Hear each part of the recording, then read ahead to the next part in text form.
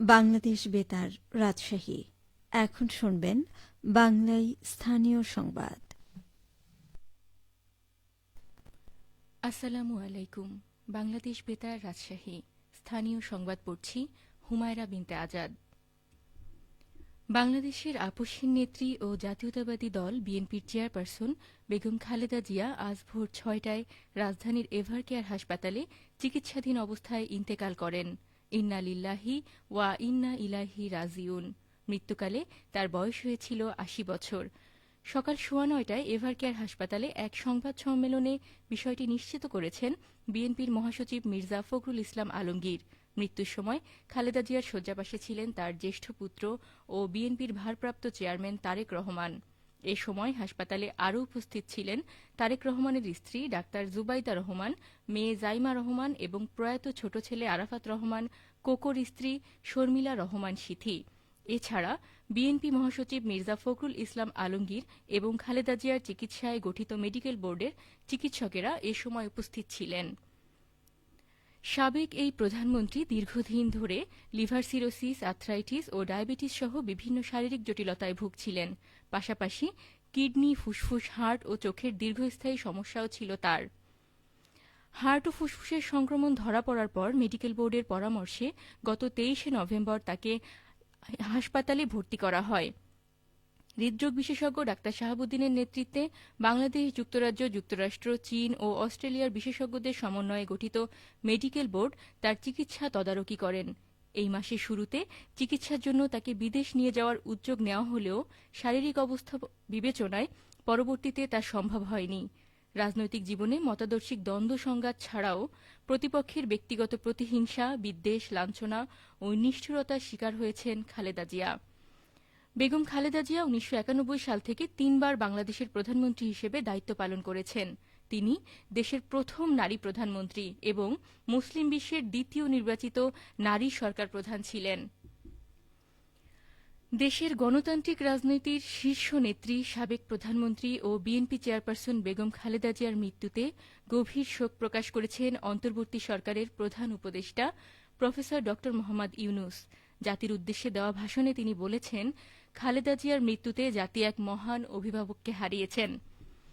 আজ দুপুরে জাতির দেওয়া ভাষণের শুরুতে প্রধান উপদেষ্টা বলেন, বেগম খালেদা জিয়ার ইন্তেকালে জাতি গভীরভাবে শোকাহত ও মর্মাহত।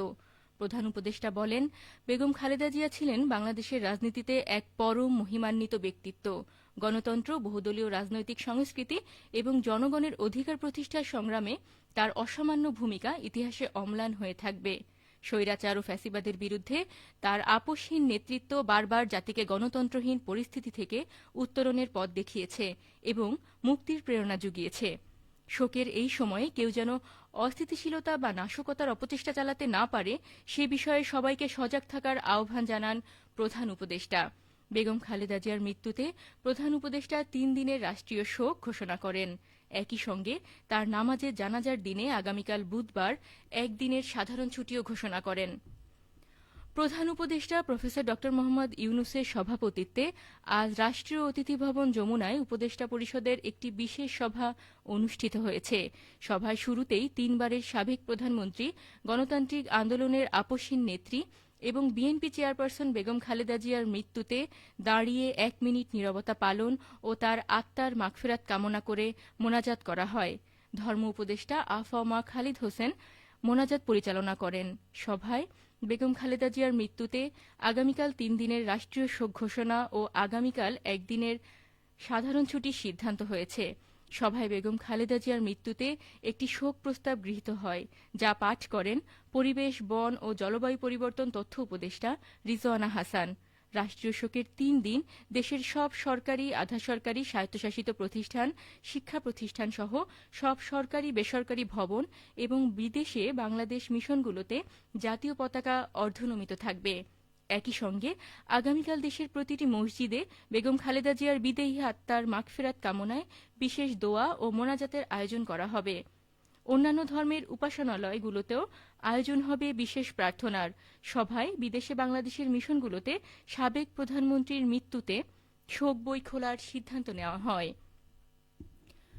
সভায় বিশেষ আমন্ত্রণে অংশ নেন বিএনপি মহাসচিব মির্জা ফখরুল ইসলাম আলমগীর। তিনি জানান, আগামীকাল বাদ জোহর জাতীয় সংসদের দক্ষিণ প্লাজা ও এর সংলগ্ন মানিক মিয়া এভিনিউতে বেগম খালেদা জিয়ার জানাজা অনুষ্ঠিত হবে। তাকে শহীদ রাষ্ট্রপতি বীর মুক্তিযোদ্ধা জিয়াউর রহমানের পাশে দাফন করা হবে। সবশেষে আবহাওয়া। আজ দুপুর 2টায় রাজশাহীতে তাপমাত্রা ছিল 14.8 ডিগ্রি সেলসিয়াস। এ সময় বাতাসে আপেক্ষিক আর্দ্রতার পরিমাণ ছিল 84%। রাজশাহী ও পার্শ্ববর্তী এলাকায় আজ সূর্যাস্ত সন্ধে 5:27। সংবাদ শেষ হল। আমাদের পরবর্তী সংবাদ বিকেল 4টা বেজে 5 মিনিটে।